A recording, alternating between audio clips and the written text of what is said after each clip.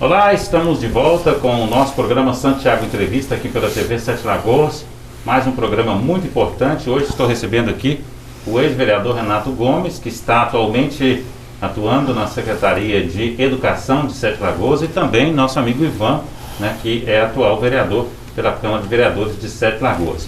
Nosso programa sempre tem o oferecimento da 5bits, www.5bits.com.br. Você que quer fazer o seu site, fazer seu e-commerce, fazer aí, né, a sua rede social, acesse www.5bits.com.br, faça contato com essa empresa séria de Sete Lagoas. Vamos falar de vários assuntos hoje. Ivan, né, nos seus primeiros 6 meses, vai fazer um resumo para a gente, e Renato também lá na Secretaria de Educação, com um assunto muito importante que a gente vai falar hoje aqui, que é sobre a hora-atividade que foi aprovada, né, e assinada aí pelo prefeito Luiz de Castro. Ivan, é um prazer estar com você de volta, né, depois desses primeiros 6 meses aí, essa pandemia, né, que às vezes coloca a vida da gente um pouco complicada, mas estamos aí, né, 6 meses vencidos com muita garra, com muito trabalho, né, Ivan? Primeiramente eu saúdo os telespectadores, a todos que nos assistem pelas plataformas digitais. Agradeço mais uma vez, Santiago, o seu convite, nos honra muito, e muito mais do que isso, a honra de estar ao lado do meu amigo Renato Gomes. Muito obrigado e estaremos sempre à disposição do que preciso for. Isso aí. Realmente, 6 meses de mandato, pegamos um ano atípico, né, pandêmico, onda roxa, onda verde, onda vermelha, onda amarela, onda roxa, aquela confusão toda. Né, são meses muito difíceis. Eu acredito que não só para o legislativo, mas também em qualquer esfera profissional, quer seja executivo, né, judiciário, enfim. Foi um mês diferente. E no legislativo, na Câmara Municipal, não foi diferente esses 6 meses. Embora a nossa plataforma política ela é voltada para tratamento e prevenção ao uso e abuso de álcool e outras drogas, ou seja, isso não parou, mas as comunidades restringiram, nós tivemos restrições de toda ordem, em exames médicos, em acolhimento, enfim, né, tudo fechado. Então, não deixou, foi um pouco difícil, né, Santiago, a gente conduzir isso. Mas nós tentamos fazer o melhor, não só para aqueles que precisam, mas também para o bem-estar comum, coletivo e difuso. Ou seja, nós somos vereadores por Sete Lagoas.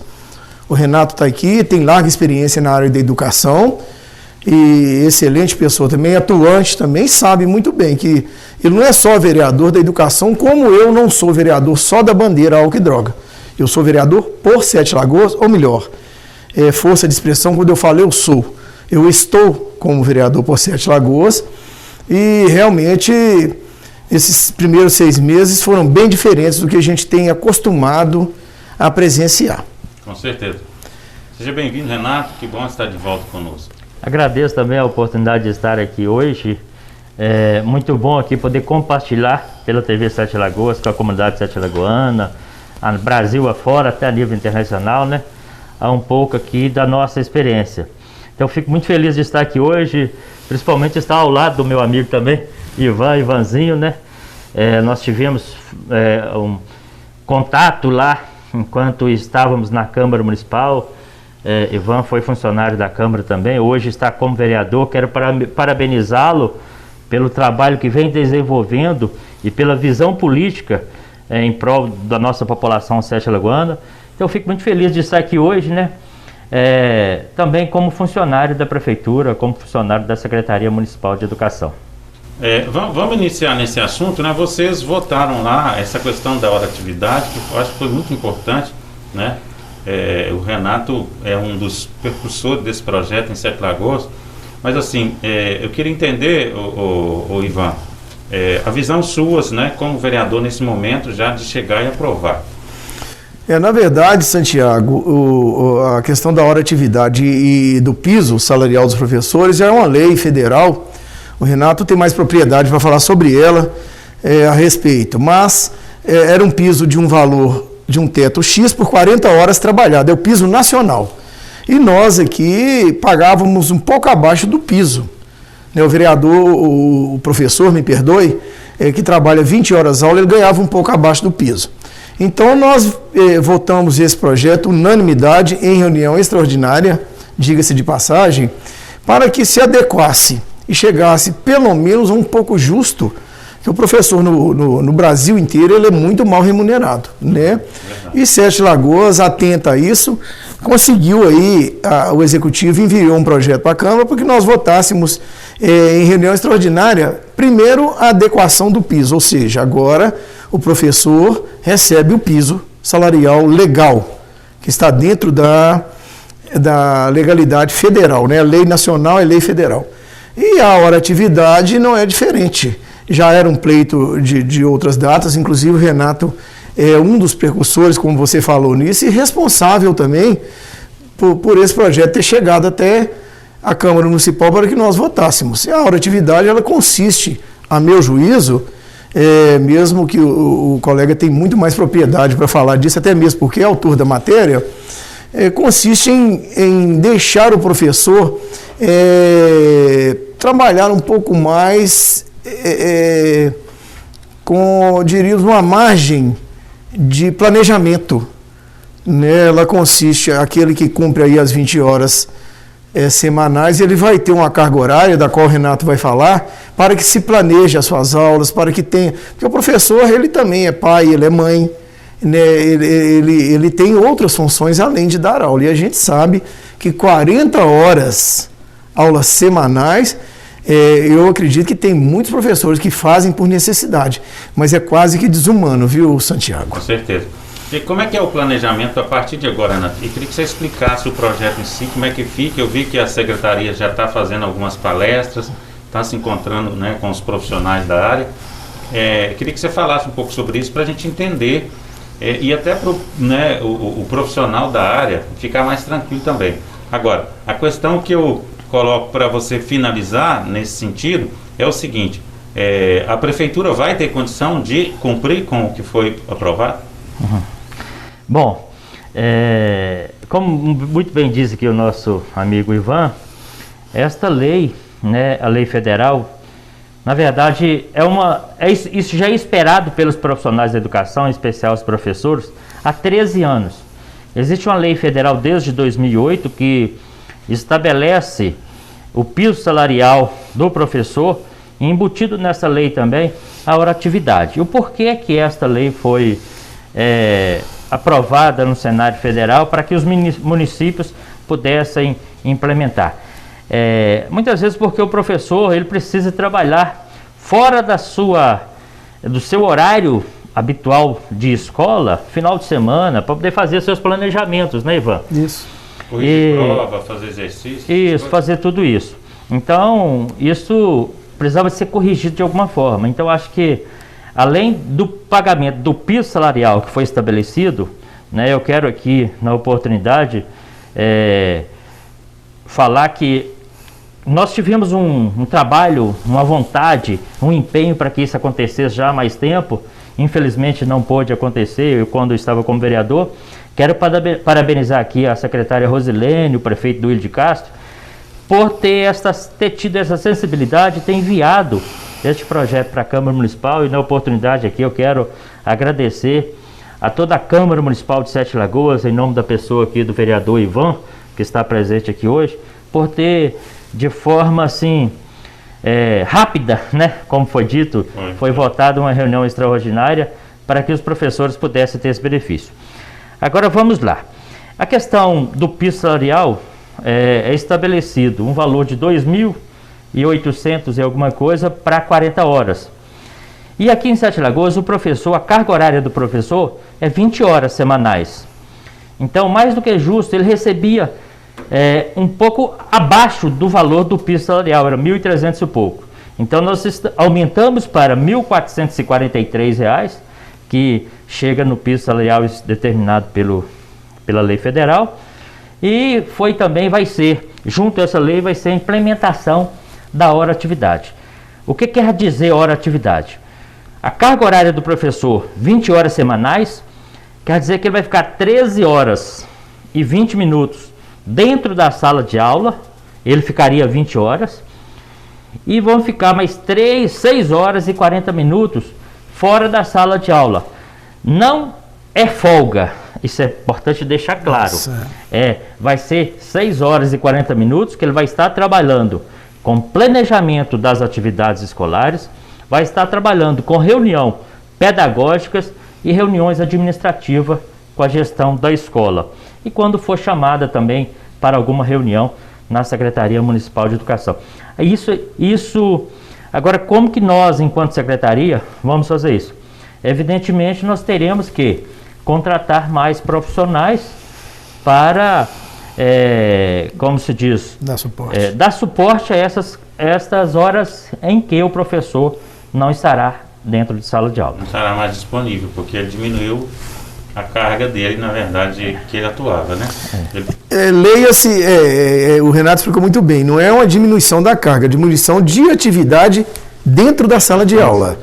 Ele vai ter. Assim, se você for pegar no todo. Isso, foi aquilo que eu falei. Parece que dá uma margem maior para o professor se planejar, lançar nota, enfim, planejar sua aula. Mas o Renato pontuou muito bem, haja vista que ele está em horário de serviço, não é folga. Não. Agora, Ivan, como é que vai ser a adaptação? A prefeitura já está preparada para contratar mais profissionais? Isso já tem um planejamento?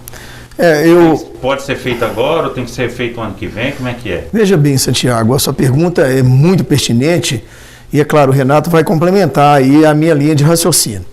Você bem colocou no início da nossa entrevista a questão pandêmica. Ano passado nós tivemos uma situação atípica que a gestão municipal, o prefeito Duílio de Castro estava com um caixa de 8 milhões para a educação, que é verba engessada, é específica, e não tinha onde gastar. Ou seja, ou você gasta o dinheiro, ou você devolve. Aí adquiriu imóveis para que se construa creches, muito bem pensado, e canalizou certamente esse dinheiro que vem, é verba carimbada, para essa finalidade da educação. Esse ano nós não tivemos gasto com a educação. Até então. Né? Só que agora o gasto, as aulas voltaram, então vão ser reformas de escola. Agora mesmo estava conversando com o Renato a respeito da escola Ramon Lamar, que, diga-se de passagem, o prédio é privado, mas serve para o bem público. Então vai ter que haver uma reforma, o prédio é abafado, os professores querem que trocam janela, no que eu não acredito que o executivo, ou seja, a gestão pública municipal poderá fazer. Tá, eu vou chegar na sua resposta. Né? Então nós temos aí todo agora um cronograma para que se cumpra a volta às aulas, para que se cumpra com dignidade, ou seja, para o aluno, para os pais, em especial para os serventuários, leia-se professores, os próprios serventes, os secretários, auxiliares e professores. Então, nós temos que dar dignidade, muito mais do que dignidade, segurança, em razão do momento pandêmico. Então, acredito que irá, sim, Santiago, ser em forma bem planejada. Vai ser galgado aos poucos, não vai ser nada de uma hora para outra, até mesmo porque, veja bem uma situação, hoje nós temos cerca de 15 mil alunos na rede pública, 15 mil alunos. Nós, em passado próximo agora, votamos a volta às aulas ou não. Né? O projeto estava com alguns vícios, eu mesmo fui contra a volta naquela ocasião. Mas acertou-se com o Ministério Público, acertou-se com a Defensoria Pública, com alguns pais, sindicatos, resolveram voltar às aulas. Então, veja bem, eu acredito que, eu vou falar um número aqui fictício, 50% dos pais querem que os filhos voltem e 50% não. Veja bem a situação do Executivo. Nós vamos licitar merenda para quantos? Se licitar para 15 mil, vai perder merenda, conforme for, fica velho. Se licitar para 7.500, mas 60% for, vai faltar merenda. Então o impasse está muito grande. A aula híbrida, os professores. Então, a palavra que você usou, ela é muito bem vista e muito bem quista. Planejamento. Então, eu não acredito, pelo que eu conheço do prefeito Duílio de Castro, dentro da sua sensibilidade, dentro da sua sapiência, né, dentro da questão política que ele sabe fazer e muito bem, irá planejar assim, Santiago. Então, vai ser uma volta gradativa de acordo com a demanda. Até mesmo porque nós não podemos ser, diríamos assim, ousados em querer fazer tudo de uma vez e volta de qualquer jeito e pronto. Né? Nessa fala sua, Ivan, é importante salientar, Santiago, que as aulas vão voltar de forma presencial, mas de forma gradativa também. Por exemplo, no dia 16, na escola pública, nós voltaremos com o 5º ao 6º ano. No dia 23, iremos voltar, né, com o ensino fundamental 2, que é de 6º ao 9º ano, e no dia 30 nós voltaremos com a educação infantil. E esse levantamento de profissionais que serão contratados, primeiro, nós já contratamos os profissionais que vão ser necessários para o retorno das aulas presenciais, ponto. Agora, os profissionais que serão contratados para que seja aplicada a hora atividade, isso já está sendo feito um levantamento com a equipe pedagógica, com a equipe de inspeção, com a Educacenso da Secretaria de Educação, para que realmente a gente possa, Ivan, fazer essa implementação da hora atividade com muita responsabilidade e com segurança também, e sem gastos excessivos. Haja visto que nós já tivemos na semana passada reunião com todos os gestores das escolas municipais aqui, discutindo, debatendo a necessidade de cada escola em termos de profissionais para a aplicabilidade da hora atividade. E eu acredito que no mês de setembro, né, nós já estaremos aí já contratando todos os profissionais para que essa hora atividade realmente seja implementada aqui no município de forma efetiva, Agora eu vou falar para os dois, vocês falam a visão de cada um. Nós tivemos informação semana passada sobre a suspensão das aulas, né, lá no Regina Passes, devido a um caso de coronavírus numa criança. Isso assusta, isso preocupa? Como é que vocês estão vendo essa questão? Santiago, nos preocupa sim. Inclusive ontem, na minha comunicação pessoal na reunião da Câmara, eu elenquei esse assunto. Você como jornalista, o Renato também como político, que ainda vocês puderam perceber o quanto a população nos criticou em razão do voto contra o projeto de lei que ora estava tramitando na Câmara, mas eivado de vícios, e eu, não como vereador, mas como advogado, não podia admitir. Eu, como advogado, se eu não seguir a letra da lei, eu acho que eu posso entregar minha carteira, né, e rasgar a Constituição e mexer com outra coisa.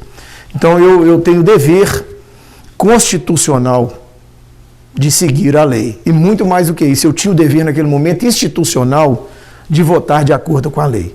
Então eu fui contra. Pois bem, fomos criticados, saiu outdoors aí, mas isso não é o mérito, não vem ao caso, nós somos políticos e estamos aí para isso. Né? Da mesma forma que pessoas nos criticam, nós temos outras que elogiam. É assim, nós estamos no Estado democrático de direito, temos que saber aceitar. Em outras palavras, temos que saber apanhar. E eu sei, não tem problema. Mas, ontem ainda falava que nós, em razão dos críticos, eu estava levando a palavra para os críticos. E agora, o Colégio Regina Passes teve um aluno de 14 anos que contraiu o Covid e suspendeu as aulas. Isso preocupa? Muito. Porque em reunião com o Poder Executivo, e muito mais do que isso, com os defensores públicos, e mais donos de cursinho e outros representantes de sindicato e educação, a minha preocupação foi essa. Vocês se estão preocupando com a transmissibilidade? Porque tudo bem, o aluno ele vai para a escola, o professor está lá paramentado, né, ele tem que atender a aula híbrida, que é a telepresencial e a presencial. Tá, ele está de máscara, muitas vezes de luva, às vezes bem o aluno também. Mas e aí, quando o aluno sair? Nós vamos conseguir manter a distância exigida pelos protocolos sanitários? Nós vamos conseguir vigiar esse aluno? É um pai que vai trabalhar, uma mãe que vai trabalhar? Então me preocupa, eu vejo com muita preocupação, Santiago, e um retrocesso nessa altura do campeonato, não só das escolas, mas do comércio, enfim, seria nós assinarmos agora o decreto de falência da cidade, do Estado e do Estado brasileiro. Então me preocupa, isso prova com que não é eu que estou falando, eu não sou dono da verdade, mas a minha preocupação exatamente foi essa.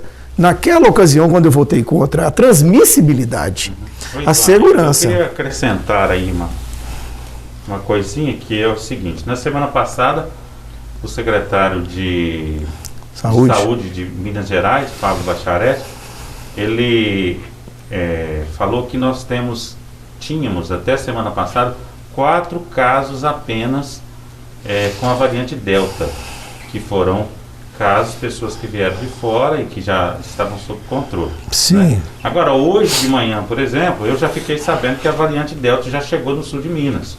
No norte também. Então, assim, a variante Delta, onde ela chega, ela provoca um problema muito grande. Por quê? Porque ela é muito mais transmissível, né? Então, assim, de certa forma, graças a Deus que nós não temos a variante Delta aqui.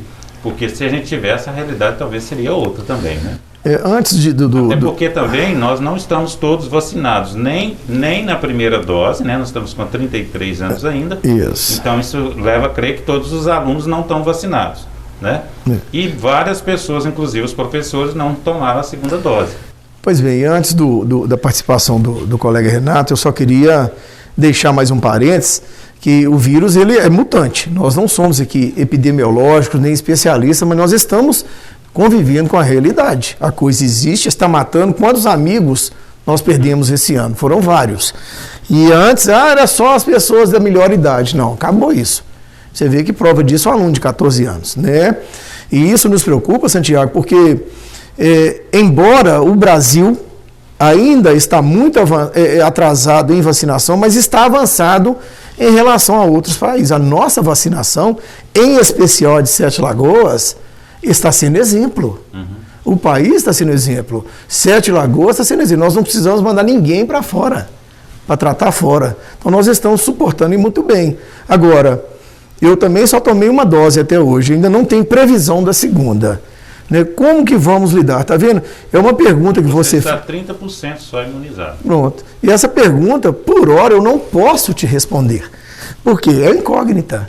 Né? Mas em relação à questão da educação, para nós não perdermos aqui o foco e não desviarmos, o Renato também acredito que tem, está bem inteirado do assunto, está atuante aí, e acredito que seja uma preocupação dele também essa variante e essa contaminação desse aluno tão jovem, né, de 14 anos, na escola Regina Passe. Eu até assisti, assim que eu ouvi, né? Eu estava assistindo a Fórmula 1 na última disputa que teve e o narrador da Band fez uma homenagem a um jovem de 22 anos que era fanático da Fórmula 1, que na penúltima corrida ele pediu para que a família levasse uma televisão para o hospital porque ele estava internado com Covid e ele queria ver a corrida. Só que na próxima corrida ele já não pôde ver porque ele tinha falecido com 22 anos. Muito rápido. Então, assim, é um caso que choca a gente. Você, né, uma pessoa de 22 anos, a gente que tem filhos, por exemplo, você fica imaginando, né? Sem dúvida. Porque, não que eu tenha nada contra, isso aí não é um pensamento pejorativo, né? Mas se uma pessoa que faleceu de 70, 80 anos, ela viveu uma vida, mas uma pessoa que tem...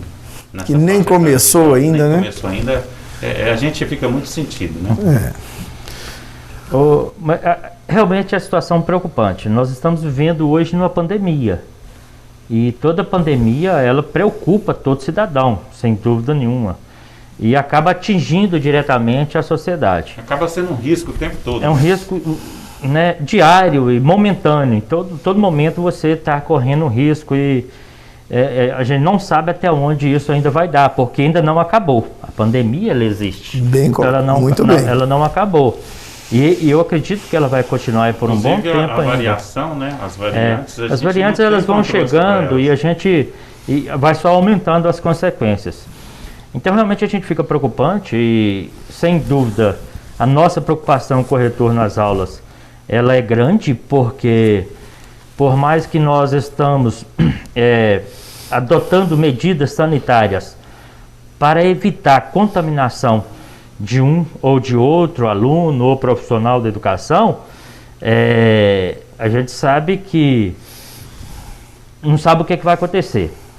Agora, quando se deu o retorno às aulas, ela se deu por uma determinação do comitê, né, de Covid-19, em uma reunião que foi feita, onde lá nós tivemos a presença da Defensoria Pública, nós tivemos a presença da Promotoria Pública, nós tivemos representantes de outras agremiações e principalmente tivemos lá representantes das escolas particulares que, de uma certa forma, reivindicavam-se o retorno das aulas presenciais. Isso. E diante de todas essas situações, e diante também de reivindicação em uma pesquisa que foi feita, onde 80% dos pais votaram para o retorno das aulas, eu acredito que muitos pais não votaram, não tiveram a oportunidade de votar. Então se deu a necessidade, talvez não a vontade, mas a necessidade de retornar às aulas presenciais. Aí agora como vamos voltar essas aulas com segurança?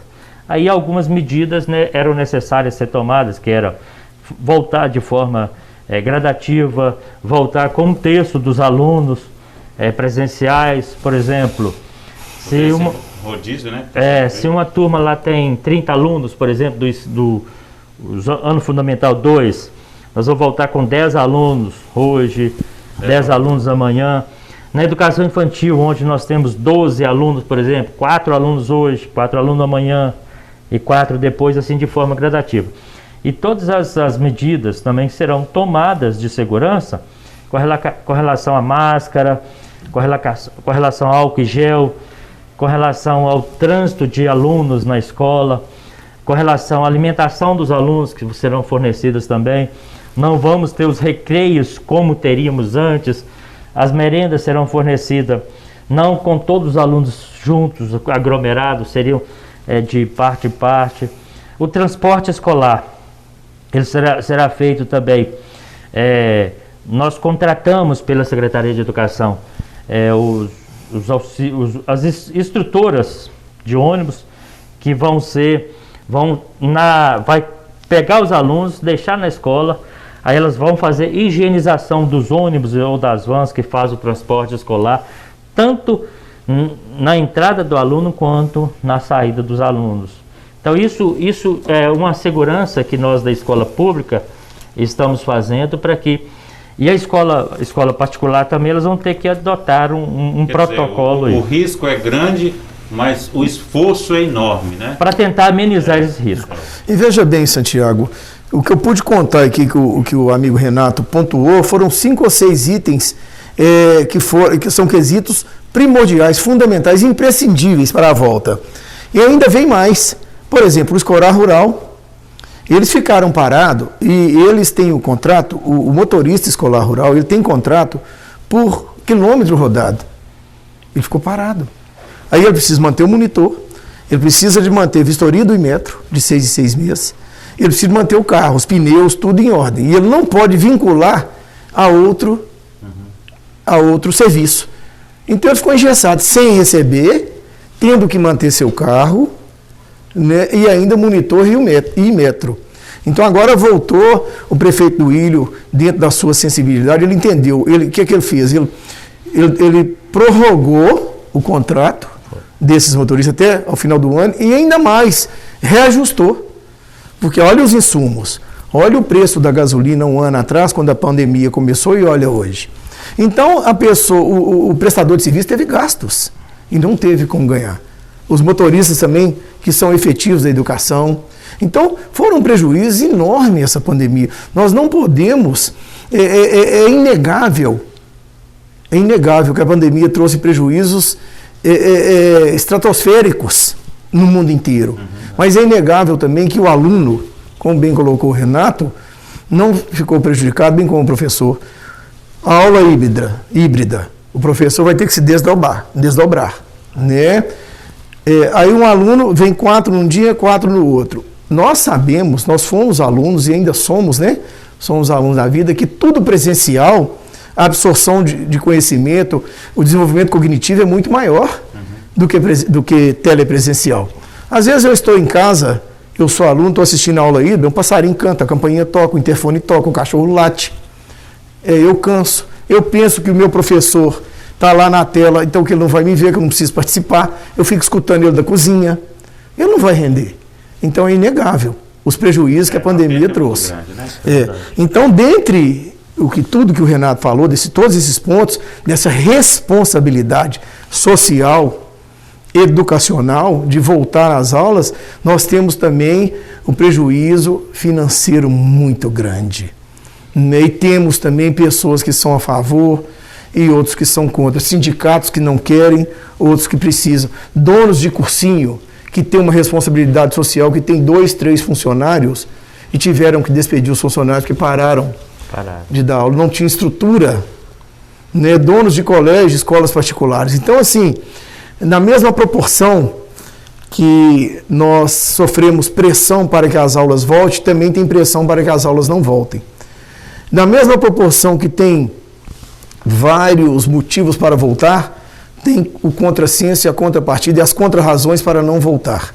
Eu até vou fazer um parâmetro aí, que eu até comentei com o Renato hoje, que a tecnologia é muito boa, mas infelizmente ela não coloca perfeição nas coisas, porque na verdade a gente tem a tecnologia a nosso favor, mas tem muita coisa errada acontecendo, né? Então, quer dizer, a gente avança, a humanidade avança demais, está indo para a Lua, está indo para Marte, está descobrindo outras galáxias, mas a gente continua com um monte de problema social, né? Graves e, né, principalmente com a vinda da rede social, eu vejo que as pessoas estão discordando com ódio, com comportamentos cada dia piores, né? Então isso aí é uma coisa que vem uma pandemia, então aí a coisa fica mais confusa, né? Fica mais difícil.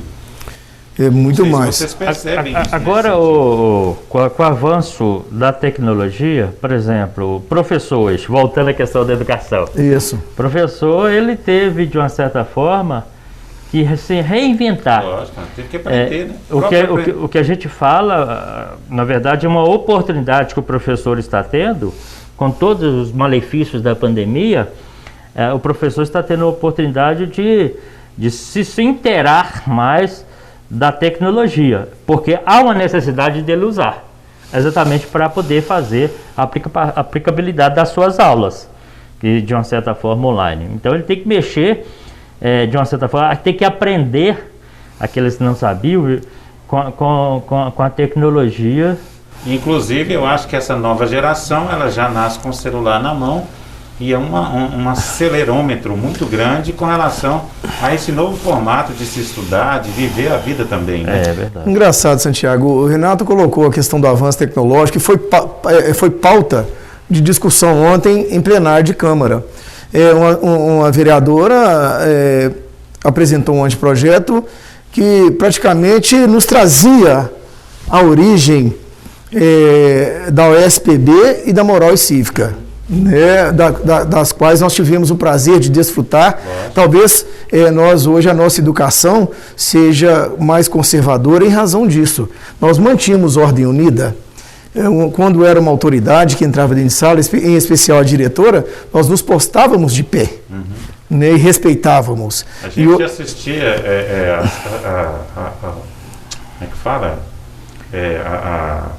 A bandeira do Brasil. Cantava o hino. O Isso. hino da bandeira, o hino nacional. Mantínhamos a ordem unida. Tudo bem, foram boas épocas. É claro que nós precisamos sair da máquina de escrever. O que nós não podemos perder é os bons costumes, os valores morais e cívicos. Então achei de grande relevância. E muito bem você colocou a questão do discurso de ódio. Hoje as redes sociais, ao tempo que nos facilita, também pode nos prejudicar. E tudo hoje que você fala pode ser mal interpretado, né? Então entra uma linha muito tênue entre o pré-conceito formado e a opinião de fato da realidade. Né? Nós não estamos mais podendo externar os nossos pensamentos. Não pode mais chamar o baiano de baiano retado. Isso. O baiano retado Isso. ganhou a medalha. E eles já foram na rede social. Foi advertida. E ela teve que pedir desculpa no próprio jornal. Porque, olha pra você ver. Retado, e nós entendemos que o baiano. O que quer dizer baiano retado pra gente? A gente fala de uma forma carinhosa. Não, e outra coisa, uma pessoa excepcional. retada que ele fez uma coisa assim espetacular. Positiva. Eu tenho um amigo que eu chamo, ele é negro, eu chamo ele de pretinho, ele me chama de branco. Ele falou branco. E eu chamo ele de pretinho. Então, se eu estiver conversando com ele, eu não posso conversar no meio do povo. Da mesma forma. Interpretado. Isso, da mesma forma, eu tenho também um amigo que é palestrante comigo, parceiro de muitos anos. Ele chama Alex. Como é que você quer que eu te chame? De negão. Então tá, só para nós dois. Porque senão alguém pode se sentir ofendido, né? E ele, hora nenhuma, se sente inferiorizado. Muito pelo contrário. Ele até, e muitas vezes, me dá incentivos para que eu melhore. Então a cor da pele é um mero detalhe. Mas nós estamos vivendo, como bem você colocou, Santiago, essa questão do discurso de ódio. Nessa questão de nada pode ser falado porque é criado como preconceito ou ofensa. E nada nós podemos também falar em razão de estarmos ofendendo. Está difícil. E tem uma outra coisa que acontece também com a internet, a questão dos fraudes, dos golpes. Das fake news. Que podem, né, que infelizmente espalhou aí, né, na cabeça das pessoas, maliciosa, ou nas pessoas que estão usando a internet. E vejo mais, eu como palestrante, você me conhece muito bem, o Renato também, a minha plataforma política é a prevenção e o tratamento ao uso e abuso de álcool e outras drogas. Sou palestrante nas escolas públicas e particulares e vejo a responsabilidade de alguns pais em cima dos professores, ou seja, meu filho é assim e você educa ele para mim. Nós saímos de casa educados, ou seja, bom dia, boa tarde, boa noite, por favor, dá licença, né? Tínhamos os bons costumes, nós saímos de casa, aprendíamos isso em casa e aplicávamos na escola. O professor ensina educando. O professor não vai educar seu filho. E hoje, o que está havendo é uma transferência de responsabilidade. Os pais, muitas vezes, por necessidade, precisam deixar seus filhos nas escolas às 7 da manhã e buscar às 5 da tarde e estão desprendendo de pouco tempo para educá-los. Isso é muito grave, né? Nós temos crianças, como nós temos crianças de 5 anos no Nordeste que não conhecem a chuva, que tem 5 anos que não chove naquele local, desde quando aquela criança nasceu, nós temos crianças aqui também que não sabem viver sem o telefone celular, sem a tecnologia. Então nós estamos atravessando um período muito delicado entre a informação e a deformação. Isso é muito grave. Ivan, vamos aproveitar esse espaço aqui, nosso tempo é curto, infelizmente, vocês têm uma reunião daqui a pouco. Queria que você fizesse um resumo rápido, quais os seus principais projetos que você fez durante esses 6 meses, você quer destacar alguma coisa? A gente vê que você está muito atuante, está muito próximo do prefeito de Castro também. Queria que você fizesse esse resumo rápido aí. É verdade, eu sou base do prefeito, pretendo continuar sendo, né? Entendo que Sete Lagoas vai ganhar muito com a gestão do prefeito Willy de Castro e tudo que chegou para nós na Câmara até então, nós votamos porque beneficiava a coletividade, ou seja, foi para o bem-estar coletivo e difuso. Foi em prol de toda a comunidade, de toda a população de Sete Lagoas e região, não é? Então pretendemos caminhar nessa forma. Indiferente de sermos base ou não do prefeito, eu estou como vereador por Sete Lagoas. Eu tenho o dever, né, a obrigação de atuar para o cidadão sete lagoano e de toda a região, para o bem comum. E assim vou fazer. E em relação aos projetos, Santiago, é claro que nós temos aí, eu vou agora apresentar a consolidação das leis antidrogas, eu vou pegar toda a lei antidroga da cidade que está solta e vou consolidar. Como tem a CLT, eu vou fazer consolidações das leis antidrogas também. Ou seja, você vai ter um código de lei sobre droga, é claro, com deveres, né, com direitos e deveres. Quem contrai direitos adquire obrigação. Você tem direito, mas tem dever também. Tá? Vai ser tudo dentro de um código. Apresentamos, foi votado ontem até em redação final, o projeto Gol de Letra, que ele implica em incentivar o aluno a participar de atividades esportivas na escola, bem como gincanas e outras atividades voltadas para a prevenção de álcool e drogas. Porque nós entendemos que muito mais importante que tirar das drogas é não deixar entrar. Temos também outros projetos dessa natureza que implicam, por exemplo, eu entrei com um projeto que ele, se aprovado for pelo Poder Executivo, o Poder Executivo destinará 1% de suas vagas dentro do quadro de funcionalismo para o reeducando a pessoa, para que nós possamos promover a ressocialização social daquela pessoa que permaneceu em comunidade terapêutica, bem como a iniciativa privada também. É claro que todos os dois projetos, tanto o Gol de Letra como esse da reinserção social, de criar emprego, tem os quesitos. O aluno tem que estar estudando, tem que estar frequente, ele tem que ter notas iguais ou maiores do que se exige hoje na grade curricular, enfim, e outros critérios, bem como o que tratou em comunidade terapêutica. Ele tratou, então, são dois projetos assim que eu deixo por destaque no momento, mas tem, claro, vários outros dentre os que a gente pretende apresentar. Ou seja, Santiago, resumindo, e passar a palavra para o colega, nós vamos ser assíduos e vamos lutar incansavelmente para que o problema da drogadição, o problema da ressocialização social e muito mais do que isso, o problema do tratamento, aquele que precisa, seja uma constante e venha a ser bem minimizado dentro da nossa gestão.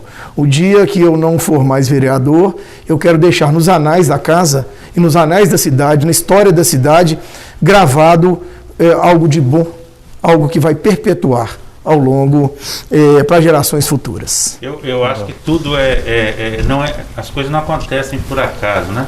A gente acabou se encontrando nessa entrevista aqui e eu quero lembrar que nós passamos por um momento muito brilhante das Olimpíadas, onde o Brasil aumentou o seu número de medalhas, né?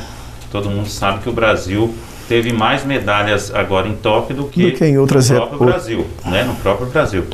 E eu quero fazer uma sugestão para vocês dois, já que você está na educação e você está como vereador agora, e você trabalha essa questão antidrogas, é de criar um projeto em Sete Lagoas das Olimpíadas de Sete Lagoas.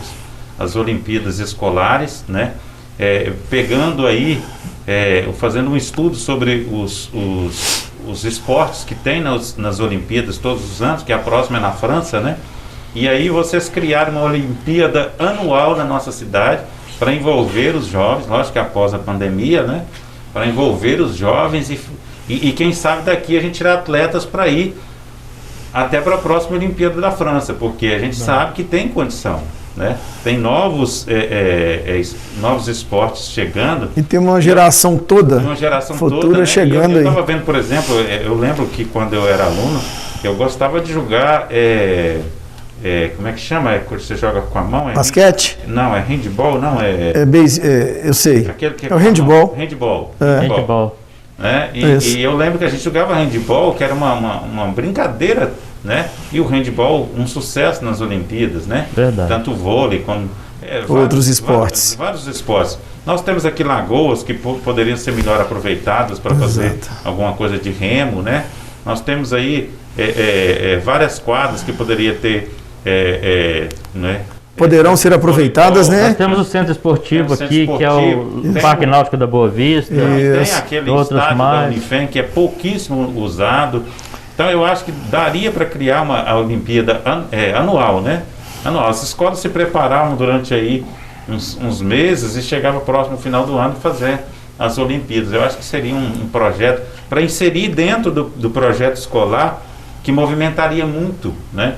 Por quê? Porque você, quando coloca o esporte na vida do aluno, você tem uma chance muito grande de mudar a cabeça dele, né? E você que trabalha com drogadição, você sabe que o esporte modifica, né, as pessoas, tira ela de uma área, às vezes, que ela não é uma área muito sadia, para uma área do esporte, que é uma área que modifica as pessoas, né? Fica a minha sugestão, Renato, você levar lá para a secretaria e você, como vereador, também apoiar isso aí. Claro, e essa sugestão é sempre bem-vinda, né? E quando a gente pode contar com a Câmara de Vereadores, acho que o trabalho flui com muito mais facilidade. A gente sabe que a gente pode contar aí com o vereador Ivan, né? É um parceiro da Secretaria Municipal de Educação, sempre foi, e agora ainda sendo fortalecido aí pelo trabalho que ele desenvolve, né? Eu acho que esse trabalho que o Ivan desenvolve nas escolas como palestrante é muito mais como como uma pessoa humana, como cidadão, do que como vereador. Evidentemente, agora, como vereador, ele vai estar instrumentado, institucionalizado para poder desenvolver algo muito maior, não maior, mas com uma proposição que pode dar um suporte para que essas palestras deles, que eu achei brilhante esse trabalho que ele vai desenvolver, que ele já começou a desenvolver, que é a consolidação das leis. Eu acho que isso aí, sem dúvida nenhuma, vai ter um peso muito forte para que Sete Lagoas seja realmente liberta, né? Vamos colocar assim, liberta de tantos males que acontecem na vida de nossos adolescentes aí, que muitas vezes são até assassinados, né, Ivan? Precocemente, precocemente, né? Então a gente fica triste. Eu acho que essas leis, elas poderão, sendo consolidadas, poderá muito melhor desenvolver um trabalho e ajudar esse trabalho que ele desenvolve.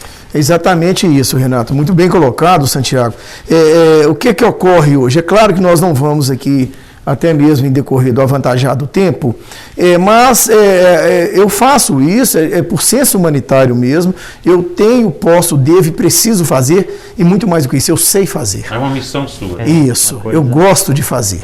Se fazer o que gosta e gostar do que faz, são vertentes que o ser humano deve encarregar para si ao longo de sua vida, em especial nas suas atividades, né? Mas muitas vezes, igual o Renato está colocando, a partir do momento dessa consolidação, nós vamos ter suporte para que possamos, por exemplo, ter veículos à disposição, materiais de projeção, data show, pendrive, enfim, toda uma arte voltada para isso, promover gincanas com prêmios, né? E tudo. Não se alcança o social sem o capital. Você só alcança o social com o capital. Não tem jeito. Então demanda gastos. E nós fazemos isso. E com a consolidação das leis, você terá um embasamento legal para que esse recurso venha. Exatamente. Né? E assim, muitas vezes nós somos criticados aí pelo bom salário que nós temos, e é verdade, o vereador tem um bom salário, mas o salário do vereador ele é muito bom. Eu invisto o meu, inclusive, dentro da bandeira, em pagando internações, exames de Covid e outros que se fizerem necessários. Mas não é o salário do vereador que é muito, é o salário mínimo que é pouco. Tá? Então existe um contrassenso, né? Então assim, eu faço jus ao que eu ganho hoje. Eu tenho certeza disso, eu estou com a consciência tranquila. E invisto parte do meu salário, e boa parte, os meus assessores estão aqui e que sabem o que eu faço. Dentro da bandeira, exatamente por causa dessa estrutura que o Renato acabou de colocar. Verdade. Precária, pobre, escassa.